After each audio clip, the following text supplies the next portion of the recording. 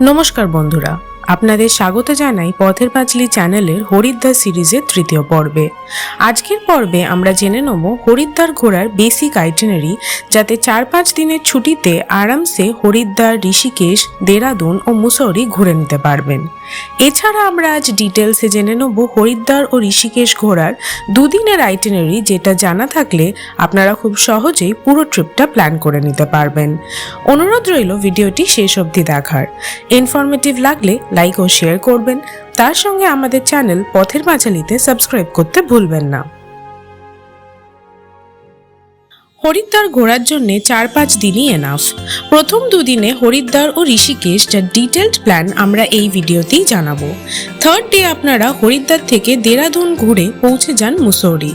রাস্তায় যেতে যেতে সব সাইট সিইং করে নিন। আর ফোর্থ ডে মুসৌরি থেকে চলে যান ধনৌল্টি। এটা অপশনাল হলেও আমরা পার্সোনালি অবশ্যই ধনৌল্টি রেকমেন্ড করব। দরকার হলে মুসৌরিতে না থেকে ডাইরেক্ট ধনৌল্টিতেই থাকতে পারেন। সত্যি বলতে জায়গাটা অপূর্ব। দেহরাদুন, মুসৌরি এবং ধনৌল্টি এই সব জায়গার ডিটেলস আমরা পরবর্তী কিছু পর্ব জুড়ে আপনাদের জানিয়ে দেব। ফিফথ ডে কিন্তু আপনারা হরিদ্বার ফিরে এসে রাতে দুন এক্সপ্রেস ধরে কলকাতা ফিরতে পারবেন। কলকাতা থেকে হরিদ্বার কিভাবে পৌঁছাবেন, কোন সময় হরিদ্বার ঘোরার জন্য আইডিয়াল, হরিদ্বারে কোথায় থাকবেন এবং ভালো খাওয়া দাওয়ার ব্যাপারে জানতে অবশ্যই এই সিরিজের প্রথম ও দ্বিতীয় পর্বগুলো দেখতে ভুলবেন না। লিংক ডেসক্রিপশন বক্সে দেওয়া রইল।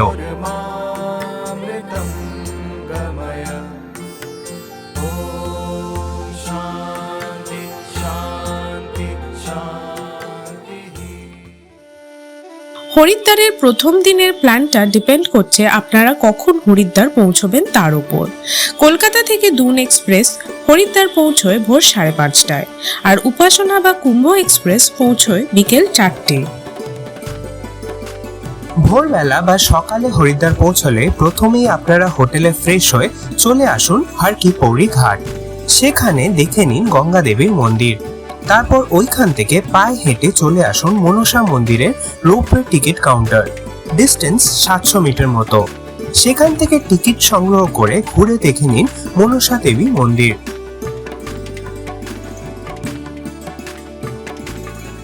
মনসা মন্দির দর্শনের 3টে অপশন আছে। প্রথমটি পায়ে হেঁটে, যেটা প্রায় 3 কিলোমিটার টোটাল হাঁটা এবং পুরোটাই পাহাড়ি চড়াই। সেকেন্ড অপশন বাসে, আর থার্ড অপশন রোপওয়েতে। আমরা রেকমেন্ড করব রোপওয়েতে যাওয়ার। রোপওয়ের টিকিট কাউন্টার খুলে যায় ভোর 6:30টায় এবং রোপওয়ে চালু হয়ে যায় ভোর 7টা থেকে।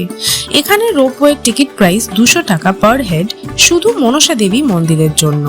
আর মনসা দেবী আর চণ্ডী দেবীর মন্দির দুটোর জন্য প্রাইস 440 টাকা জনপ্রতি। সেই ক্ষেত্রে মনসা দেবী ঘোরার পর ওনারাই আপনাদের বাসে চণ্ডী দেবীর মন্দিরের রোপওয়ে স্টার্টিং পয়েন্টে নিয়ে যাবে এবং আবার আপনাদের মনসা দেবী মন্দিরের কাছেই পৌঁছে দেবে।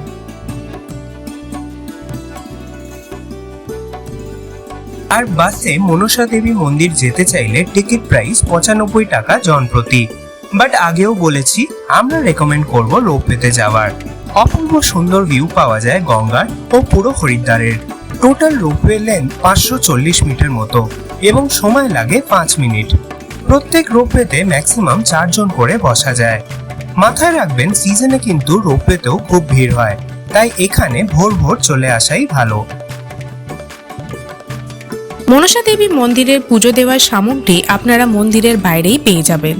এটি কিন্তু একটি সিদ্ধপীঠ এবং স্থানীয়দের মতে এখানে মনের আশা জানালে অবশ্যই মা মনসা তা পূরণ করেন। বিকেল বা সন্ধেবেলা হরিদ্বার পৌঁছলে আপনাদের দ্বিতীয় দিন ভোরবেলা মনসা দেবীর মন্দির ঘুরে দেখতে হবে।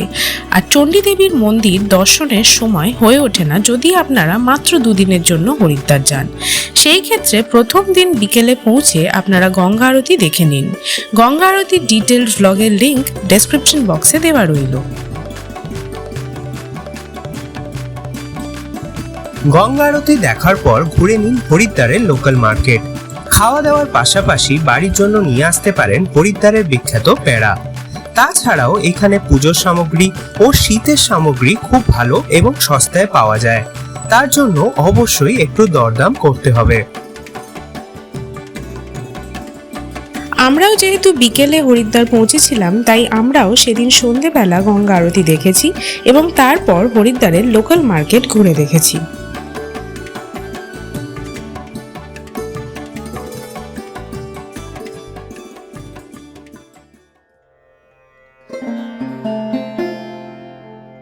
হরিদ্বারে এলে কিন্তু সূর্যাস্তের সময় আরতির পাশাপাশি সূর্যোদয়ের আরতিও দেখার মতো। এর ডিটেলসও আপনারা আমাদের হরিদ্বার গঙ্গা আরতি ভ্লগে পেয়ে যাবেন, লিংক ডেসক্রিপশন বক্সে দেওয়া রইল। আরতি দেখে আমরা চলে গেছিলাম মনসা দেবী পাহাড়ে। এর ডিটেলস আমরা অলরেডি জানিয়ে দিয়েছি। যেহেতু ডিসেম্বর মাসে অফ সিজন, তাই মনসা পাহাড়েও খুব একটা ভিড় ছিল না এবং 7:30টায় গিয়ে আমরা দর্শন করে 9টার মধ্যেই হোটেলে ফিরে আসি। তারপর 10টা নাগাদ আমরা ব্রেকফাস্ট সেরে বেরিয়ে পড়লাম। আজ আমরা ঘুরে দেখব হরিদ্বার লোকাল ও ঋষিকেশ। এই ট্যুরের জন্য আপনাদের অবশ্যই গাড়ি রেন্টে নিতে হবে। হরিদ্বারে প্রচুর লোকাল ট্রাভেল এজেন্ট আছে, আপনারা ওনাদের থেকে গাড়ি বা ট্রাভেলার বুক করতে পারেন। আমরা যেই ড্রাইভার দাদার সাথে এবারে ঘুরেছি তার নাম্বার ভিডিও শেষে দেওয়া থাকবে। প্রথমেই আমরা চলে এলাম হরিদ্বারের কঙ্খলে এবং দর্শন করলাম দক্ষেশ্বর মহাদেব মন্দির। দক্ষ প্রজাপতির যজ্ঞস্থলে মহাদেবের স্মৃতির প্রতীক এই মহান মন্দির। এই মহাযজ্ঞে প্রজাপতি দক্ষ তার জামাই মহাদেবকে আমন্ত্রণ না করায় এই অপমান সহ্য না করতে পেরে সতী স্বয়ং যজ্ঞকুণ্ডে আত্মাহুতি দেন। স্ত্রী সতীর মৃত্যুতে রাগে উন্মত্ত হয়ে মহাদেব ভীষণই রুদ্ররূপ ধারণ করেন এবং দক্ষের যজ্ঞ ধ্বংস করেন। পরে কিন্তু প্রজাপতি দক্ষ তার ভুল বুঝতে পারেন এবং তিনি নিজেও মহাদেবের ভক্ত হয়ে ওঠেন। এই মন্দির চত্বর জুড়ে আজও বিরাজমান এই সব পৌরাণিক স্মৃতিচিহ্ন। এরপর আমরা দর্শন করলাম শীতলা মাতার মন্দির। দেবী শীতলা হিন্দু ধর্মে রোগনাশিনী দেবী হিসেবে পূজিত হন। প্রতি বছর মাঘী পূর্ণিমার সময় এই মন্দির প্রাঙ্গণে বিশেষ স্নানযাত্রা অনুষ্ঠিত হয়, যেখানে হাজারো ভক্তের সমাগম হয়। এই স্থান কিন্তু সতী মাতার জন্মস্থান বলেও জানা যায়। সতী মাতার জন্মস্থান সম্পর্কে প্রাচীন ধর্মীয় গ্রন্থে ও পুরাণে ভিন্ন মত পাওয়া যায়, কিন্তু স্থানীয়দের মতে এখানেই সতী মাতার জন্ম হয়েছিল। এরপর আমরা ঘুরে দেখলাম মা আনন্দময়ীর আশ্রম। এই 3টে জায়গা কিন্তু পাশাপাশি এবং পায়ে হেঁটে ঘুরে নিতে পারবেন। মা আনন্দময়ী ছিলেন একজন মহান সাধিকা এবং আধ্যাত্মিক গুরু। তার ভক্তদের কাছে এই আশ্রমটি ধ্যান, প্রার্থনা ও আধ্যাত্মিক সাধনের কেন্দ্র। এরপর ঋষিকেশ যাওয়ার পথে একে একে দেখে নিন শীশমহল, পাওয়ানধাম, বৈষ্ণোদেবী মন্দির ও ভারত মাতার মন্দির।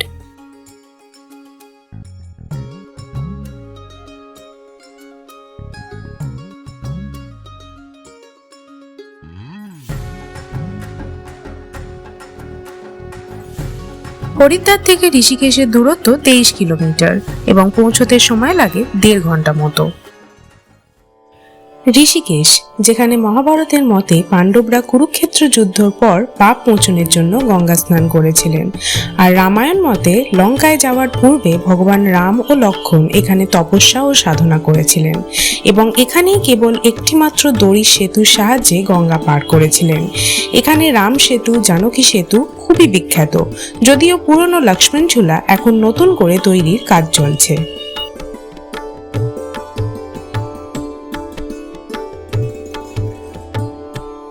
অসম্ভব সুন্দর ও শান্তির জায়গা এই ঋষিকেশ, বিদেশিদের মধ্যেও খুব জনপ্রিয়। এখন কিন্তু গঙ্গার ঘাটগুলো পুরো বাঁধিয়ে দিয়েছে এবং এখানে সন্ধ্যের আরতি দেখার মতো। আপনারা চাইলে এখানেও এক রাত থাকতে পারেন। এখানে আপনারা জানকী ঝুলায় নেমে পায়ে হেঁটে গঙ্গার পাড় ধরে চলে আসুন রামঝুলা। টোটাল ডিস্টেন্স 1.5 কিলোমিটার মতো এবং ঘুরে দেখে নিন পরমাত নিকেতন আশ্রম ও গীতা ভবন। টোটাল সবকিছু ঘুরতে সময় লাগে 2 ঘন্টা মতো। তাছাড়া শপিং এর জন্যও অনেক দোকান পেয়ে যাবেন গঙ্গার পাশেই। আর রয়েছে সুন্দর সুন্দর গঙ্গা ভিউ ক্যাফে। আপনারা চাইলে লাঞ্চ এই ক্যাফেগুলোতেও করতে পারেন বা চলে আসতে পারেন চটিওয়ালা রেস্টুরেন্টে।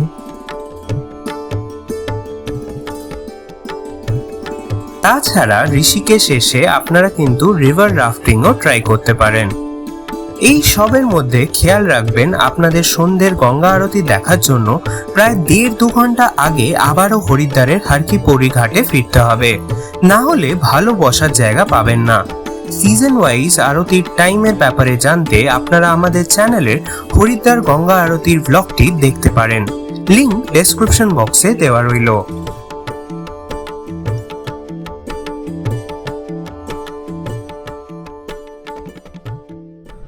नमस्कार सर, मेरा नाम परवेज खान। मैं हरिद्वार से चलता हूँ। टैक्सी गाड़ी है हमारी टाटा जेट, और हम उत्तराखंड पूरा टूर 4 धाम यात्रा से लेके पूरा उत्तराखंड घुमाना ऑल इंडिया परमिट टूर कराते हैं हम लोग, और हरिद्वार से चलते हैं। आप लोग हमें भी सेवा का मौका जरूर दीजिए।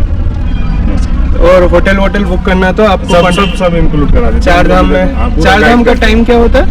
4 धाम का मई से लेके अगस्त सितंबर तक बढ़िया टाइम रहता है। अक्टूबर तक अब तो यात्रा खुलती है, लेट खुलती है यात्रा बहुत। और हरिद्वार मसूरी ये सब तो ये तो पूरे साल कराते हैं, पूरा साल हरिद्वार, कराते हैं। मसूरी, ऋषिकेश, नीलकंठ महादेव, ये पूरे साल कराते हैं हम लोग। ओके। और आपका नंबर बोल दीजिए भैया। मेरा मोबाइल नंबर 8126151971।